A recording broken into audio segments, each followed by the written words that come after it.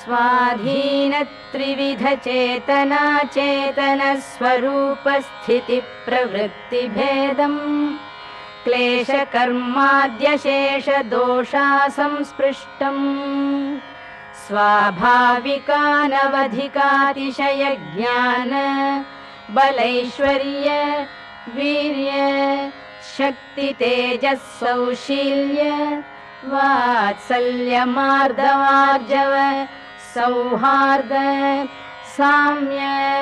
कारुण्य माधुर्य गांभीर्य औदार्य चातुर्य स्थैर्य धैर्य शौर्य पराक्रम सत्यकाम